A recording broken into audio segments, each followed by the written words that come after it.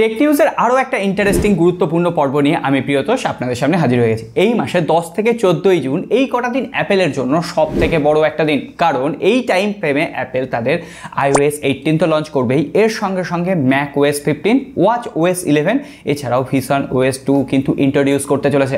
iOS 18 ভরে ভরে artificial ইন্টেলিজেন্সের ফিচার দেওয়া হবে, এটা আমি বারবার বলে এসেছি। আর অ্যাপেল বারবার চাইবে স্যামসাংকে পিছিয়ে দিতে, তো আমরা অবশ্যই নজর রাখবো যে অ্যাপেল স্যামসাংকে পিছিয়ে দিতে পারে কিনা, তার উপর অবশ্যই ভিডিও আসবে। আর তার থেকে বড় কথা, iOS 18 যে ফটোজ অ্যাপ্লিকেশন রয়েছে অ্যাপেলের, তার ভেতরে ভরে ভরে আর্টিফিশিয়াল ইন্টেলিজেন্সের ফিচার থাকবে। আপনি ধরুন একটা ছবি কাউকে সেন্ড করতে গেলেন, সেই ছবিটা সেন্ড করার আগে ওই ছবির কিছু অংশ আপনি চাইলে ইরেজ করে দিতে পারবেন। ওই ছবির কোনো আনওয়ান্টেড অবজেক্ট ইরেজ করতে চাইলে সেটা আপনি পারবেন, সমস্ত কিছু আর্টিফিশিয়াল ইন্টেলিজেন্স দ্বারা হবে। আর অ্যাপেল দেখা যাক সিরির ভেতরে আর্টিফিশিয়াল ইন্টেলিজেন্সকে ইন্ট্রোডিউস করবে। তবে হ্যাঁ, আমাদের পরিবারে ওই সাবস্ক্রাইব বাটনটা অলরেডি আমরা ইন্ট্রোডিউস করে দিয়েছি, করে রাখবেন এই ধরনের টেক আপডেট ভিডিওগুলো সবার আগে দেখার জন্য। আর 1500 লাইক আপনারা চাইলে তুড়িতেই হয়ে যাবে, একটু কমপ্লিট করে দেখবেন। চলুন পরবর্তী টেক আপডেটগুলো দেখি। iOS 18 কে দিয়ে যখন খবর শুরুই করলাম, তখন অ্যাপেলের যারা ইউজার রয়েছেন তাদের জন্য একটা খুশির খবর দিয়ে দিই। আইফোন XX বা আইফোন 11 এর পর থেকে যে সমস্ত ডিভাইস বাজারে রয়েছে, সেই সমস্ত ডিভাইসে অ্যাপেলের AI ফিচার পাওয়া যাবে। কিন্তু তার থেকেও বড় কথা, আইফোন 15 এর প্রো এবং প্রো ম্যাক্স ভ্যারিয়েন্টে যেদিন iOS 18 লঞ্চ হবে, সেই দিনই আপডেট অ্যাভেলেবেল হয়ে যাবে। আর আইফোন 13 সিরিজ থেকে ওই সপ্তাহের মধ্যেই কিন্তু আপডেট রোল আউট হওয়া শুরু হয়ে যাবে। তবে বেশ কিছু ক্ষেত্রে খবর আসছে, বেশ কিছু ফিচার কিন্তু পেড হতে পারে। তবে হ্যাঁ, প্রথম দিকে সেগুলো ফ্রি থাকলেও কিছুদিন পরে পেড হতে পারে। স্যামসাং যেমন বলেছে, হ্যাঁ 1 থেকে 1.5 বছর পর সেগুলো পেড হবে, তো দেখা যাক। কিন্তু আমার মনে হয় আর্টিফিশিয়াল ইন্টেলিজেন্স যতটা অ্যাভেলেবেল হয়ে যাবে না, তখন দেখবেন কোম্পানিগুলো পেড ফিচারকে ফ্রি নামে চালিয়ে দিচ্ছে। এই বছরে যে কোয়ালকমের latest chip Qualcomm Snapdragon 8 Gen 3, তার থেকে যে কোয়ালকম স্ন্যাপড্রাগন 8 Gen 4 চিপসেটটা আসবে আপগ্রেড ভার্সন, সেটা কিন্তু একটু আপডেট হচ্ছে না, সেটা প্রায় 30% জিপিইউ ইমপ্রুভমেন্ট এবং সিপিইউ ইমপ্রুভমেন্ট নিয়ে কিন্তু আপডেট হচ্ছে। এমনকি কোয়ালকম স্ন্যাপড্রাগন 8 Gen 4 যে প্রসেসরটা আসবে, সেটা আগের জেনারেশনের থেকে দাম বেশিতে লঞ্চ করবে। বলা হচ্ছে সেটা আরও পাওয়ার কনজিউম হবে, কারণ একটা প্রসেসর যত বেশি পাওয়ারফুল হবে, সেটা তত বেশি পাওয়ার কনজিউম করবে। একদিকে পাওয়ার নেবে, তবেই তো অন্যদিকে আউটপুটে বেশি পাওয়ার দিতে পারবে। তো সেক্ষেত্রে আমরা পরবর্তী জেনারেশনের যে ফ্ল্যাগশিপ ফোনগুলো পাবো, যেখানে কোয়ালকম স্ন্যাপড্রাগন 8 Generation 4 ইন্ট্রোডিউস হবে, সেই সমস্ত ফোনগুলোই দেখবেন 6000 mAh ব্যাটারি। আর সেটা এই বছরের ফ্ল্যাগশিপ ফোন থেকে কিন্তু আসা শুরু হয়ে গেছে। OnePlus-এর ফোনগুলোতে আমরা 5500, 6000 ব্যাটারি পাচ্ছি। তো দেখা যায় রিয়েলমির পক্ষ থেকে বেশ কিছু গুরুত্বপূর্ণ আপডেট রয়েছে। প্রথমেই রিয়েলমি একটা বাজেট ফোন লঞ্চ করেছে, রিয়েলমি নার্জো N63, ওই 5000 mAh ব্যাটারি। তবে হ্যাঁ, এই ফোনটায় দেখুন 45 ওয়াটের ফাস্ট চার্জার রয়েছে, তাও এই প্রাইস পয়েন্টে 7999 রুপি দাম রয়েছে। ইউনিসকের T612 চিপসেট, ওই 4G একটা বাজেট কেন্দ্রিক ফোন, যারা চাইছেন তারা ভেবে দেখতে পারেন। কিন্তু রিয়েলমি একটা পাওয়ারফুল ডিভাইস 20 জুন ইন্ডিয়ান মার্কেটে লঞ্চ করতে চলেছে, রিয়েলমি GT6। আমরা কিছুদিন আগে রিয়েলমি GT60 পেয়েছিলাম, এটা তার আপগ্রেড ভার্সন, যেখানে কোয়ালকম স্ন্যাপড্রাগন 8S Gen 3 চিপসেটের পাশাপাশি 6.78 ইঞ্চির একটা LTPO AMOLED ডিসপ্লে, 50 মেগাপিক্সেলের ডুয়েল রেয়ার ক্যামেরা, এছাড়াও 32 মেগাপিক্সেলের সেলফি ক্যামেরা, 5500 mAh ব্যাটারি, 120 ওয়াটের ফাস্ট চার্জার থাকবে। এই ওভারঅল ফিচারটা নাকি 40,000 রুপির আশেপাশে লঞ্চ করবে। কিন্তু সব থেকে বড় কথা, Xiaomi CV4 ফোনটা 12 তারিখেই ইন্ডিয়ান মার্কেটে লঞ্চ করতে চলেছে, ওই একই প্রসেসর দিয়ে। মোটামুটি স্পেসিফিকেশনে বেশ কিছু মিল রয়েছে। এখানে 1.5K AMOLED ডিসপ্লে রয়েছে, কার্ভড AMOLED ডিসপ্লে, এছাড়াও কোয়ালকম স্ন্যাপড্রাগন 8S Gen 3। তবে হ্যাঁ, এই ফোনটার ক্যামেরা কিন্তু একটু বেটার হবে। 50 মেগাপিক্সেলের ট্রিপল রেয়ার ক্যামেরা, 50 মেগাপিক্সেলের প্রাইমারি, 50 মেগাপিক্সেলের আল্ট্রা ওয়াইড অ্যাঙ্গেল লেন্স এবং 12 মেগাপিক্সেলের টেলিফটো সেন্সার, এর সঙ্গে 32 মেগাপিক্সেলের dual selfie camera, 4700 mAh battery, 67 ওয়াটের চার্জার। এই ফোনটাও 40,000 রুপিতে লঞ্চ করবে।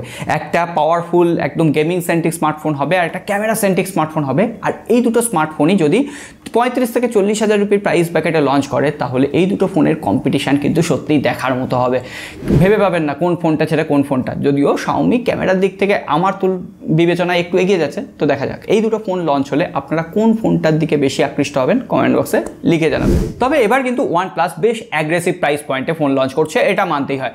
OnePlus Nord CE4 Lite যে ফোনটা, সেটা 20,000 রুপির প্রাইস সেগমেন্টে Qualcomm Snapdragon 6 Generation 1 AMOLED display, 120 Hz refresh rate, বেশ ভালো একটা ডিসপ্লে হবে, 5000 mAh ব্যাটারি, 45 ওয়াটের চার্জার, এছাড়াও 50 মেগাপিক্সেলের ডুয়েল রিয়ার ক্যামেরা। এই ওভারঅল প্যাকেজটা যদি 20,000-এ পাওয়া যায় আর তার উপরে যদি অক্সিজেন ওএসের কাস্টমাইজেশন থাকে, তো অবভিয়াসলি এই ফোনটাও কিন্তু বাজার মাতাতে পারে। কিন্তু এই প্রাইস সেগমেন্টে যে ফোনটা এখনই বাজার মাতাতে পারে সেটা হচ্ছে OnePlus Nord 3। হ্যাঁ, মানছি এই ফোনটা পুরনো হয়েছে, কিন্তু এই স্মার্টফোনটা না এখনো পর্যন্ত বেশ ভালো পারফরমেন্স প্রোভাইড করতে পারছে। এখানে মিডিয়াটেক Dimensity 9000 যে চিপসেটটা, সেটা প্রায় ফ্ল্যাগশিপের মতো একটা পারফরমেন্স প্রোভাইড করতে পারে। এছাড়াও অ্যামোলেড ডিসপ্লে, 120 হার্টজের রিফ্রেশ রেট, 50 মেগাপিক্সেলের triple rare camera, 5000 mAh battery, 80 ওয়াটের চার্জার। এই কম্প্যাক্ট ফোনটা এখন অ্যামাজনে 20,000 রুপিতে পাওয়া যাচ্ছে। যদি ফোন কিনতে হয় এর থেকে বেটার ডিল হতে পারে না। হ্যাঁ, অনেকেই OnePlus-এর গ্রিন লাইন ইস্যু নিয়ে বলবেন, সেটা এখন প্রত্যেকটা কোম্পানিরই আছে, সেটা নিয়ে নতুন করে কিছু বলার নেই। ইনফিনিক্সের তরফ থেকে আরও একটা গেমিং এডিশনের স্মার্টফোন লঞ্চ করতে চলেছে,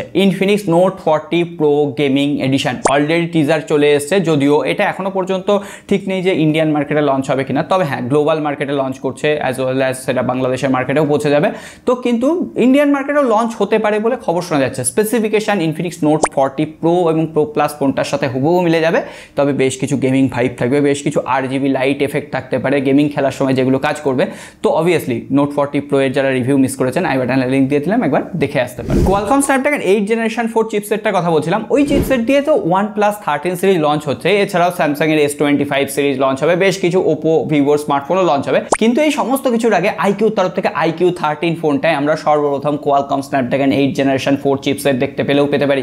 আর সেটা প্রথমে চাইনিজ মার্কেটে লঞ্চ করবে, আর সেখানে 2K একটা অ্যামোলেড ডিসপ্লে, 144 হার্টজের রিফ্রেশ রেট, এছাড়াও IP68 রেটিং থাকবে। এখনো পর্যন্ত খবর এটুকুই পাওয়া গেছে। আর সেটা আপনি জানেন যে আইকিউর স্মার্টফোন যখন লঞ্চ হয় তখন সেটা কিন্তু যথেষ্ট অ্যাগ্রেসিভ প্রাইস পয়েন্ট থাকে। তো দেখা যাক এবার কোয়ালকম স্ন্যাপড্রাগন 8 Gen 4 দিয়ে আইকিউ কত দাম সেট করতে পারে।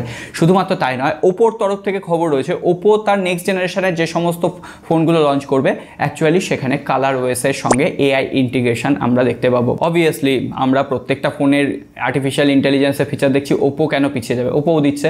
তার থেকে বড় কথা, ওপোর স্মার্টফোন লঞ্চ কিন্তু অনেকটাই কমে গেছে। আর সব শেষে স্যামসাংয়ের একটা খবর দিয়ে দিই, Samsung Galaxy watch FE series এবার লঞ্চ করতে চলেছে, যার মোটামুটি একটা টিজার সামনে এসছে, এবং সেই টিজার থেকে যে ডিসপ্লে বেজেল এবং চিন, জানি না স্যামসাংয়ের এত কিসের ভালোবাসা, বেশ বড়ই দেখাচ্ছে। তবে ওভারঅল স্পেসিফিকেশন যথেষ্ট ভালো, 1.2 ইঞ্চির একটা অ্যামোলেড ডিসপ্লে রয়েছে। এছাড়াও এক্সিনসের W920 ডুয়েল কোর প্রসেসর ব্যবহার করা হয়েছে, 1.5 GB র্যাম, 16 GB রম দেওয়া হয়েছে।